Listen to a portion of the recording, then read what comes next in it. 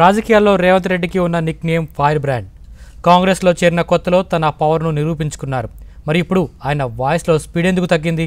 రేవంత్కి party పదవి ఇవ్వడంలో ఎందుకు జాప్యం జరుగుతోంది? రేవంత్కు పదవి రావడానికి ఉన్న అడ్డంకులేంటి? ఈ విషయంలో హైకమాండ్ మూడు ఎలా ఉంది? రేవంత్ సైలెన్స్పై పార్టీ క్యాడర్తో పాటు ప్రజలేమనుకుంటున్నారు? ఇప్పుడు రాజకీయ జ్ఞానులందరిలోనూ ఇదే ప్రశ్న. ఆ విశేషాలేంటో ఇప్పుడు చూద్దాం. రేవంత్ రెడ్డి తెలుగు రాష్ట్రాల రాజకీయాల్లో ఆయన ఫైర్ బ్రాండ్. ఆయన మైక్ అందుకుంటున్నారంటే ప్రత్యర్థులపై విమర్శలను బుల్లెట్స్ వర్షంలా కురిపిస్తారు. నాడు ఉమ్మడి రాష్ట్రంలో ప్రత్యర్థి పార్టీ నేతలను తన వాక్చాతుర్యంతో ఇరుకున పెట్టిన నేత. రాష్ట్ర విభజన తరువాత సీఎం కేసీఆర్ పై ఒంటి కాలుపై లేస్తూ అంశాల వారీగా వాయిస్ పెంచుతూ వచ్చారు. కేసీఆర్ పై రేవంత్ దూకుడుతో గులాబీ బాస్ కు రేవంత్ రెడ్డే ప్రత్యామ్నాయం అనే స్థాయికి గ్రాఫ్ పెంచుకోగలిగారు.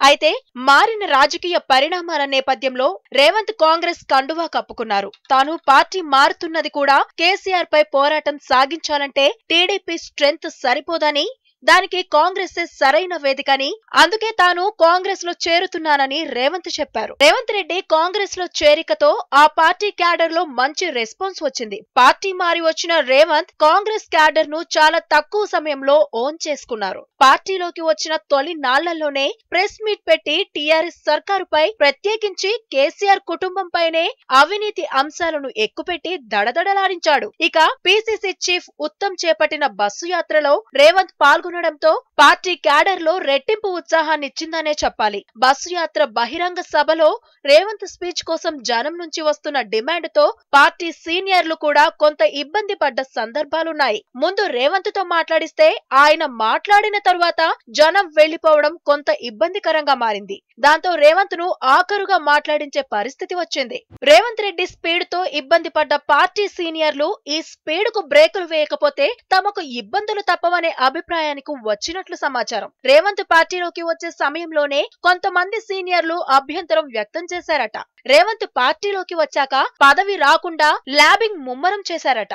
ఇప్పటికిప్పుడు రేవంత్ కు ప్రాధాన్యత కలిగిన పదవి ఇస్తే సీనియర్లుగా తమకు ఇబ్బందని నేతలు వరుస పెట్టి అధిష్టానానికి వినతులు చేయడంలో స్పీడ్ పెంచారు. దీంతో కొంత కలత చెందిన రేవంత్ మూడవ విడత బస్సు యాత్రకు దూరంగా ఉన్నారు. బస్సు యాత్రలో పాల్గొనాలని ఉత్తమ్ చెప్పినా రేవంత్ మాత్రం సానుకూలంగా స్పందించలేదు. ఆ తరువాత రేవంత్ మీడియాతో చేసిన చిట్ చాట్ పార్టీలో పెద్ద దుమారం రేపింది. పార్టీ సీనియర్లు పెద్ద ఎత్తున అభ్యంతరాలను అధిష్టానం ముందు పెట్టారని తెలుస్తోంది. దీంతో ఆయనకు పదవి ప్రకటించడంలో ఢిల్లీ పెద్దలు జాప్యం చేస్తూ వస్తున్నారు. ఆ పదవి వద్దని రేవంత్ హైకమాండ్ ముందు స్పష్టం చేసినట్లు సమాచారం. తనకు ఏ పదవి ఇవ్వకున్నా పార్టీకి పని చేస్తానని, తన నియోజకవర్గంలో తన పని తాను చూసుకుంటానని స్పష్టం చేసినట్లు సమాచారం. అయితే రేవంత్ లాంటి నాయకుడిని ఎన్నికల్లో సరిగ్గా వాడుకోలేకపోతే పార్టీ నష్టపోతుందనే భావనలో అధిష్టానం పెద్దలు ఉన్నట్లు సమాచారం. ఆయనకు ప్రచార కమిటీ బాధ్యతలు ఇస్తేనే సరైన న్యాయం జరుగుతుందనే మూడ్ లో ఢిల్లీ పెద్దలున్నట్లు తెలుస్తోంది. ముఖ్య నేతల నుంచి పెద్ద ఎత్తున అభ్యంతరాలున్న నేపథ్యంలో ఎవరిని ఎలా సంతృప్తి పరచాలనే దానిపై అధిష్టానం సంప్రదింపులు కసరత్తులు చేస్తున్నట్లు తెలుస్తోంది.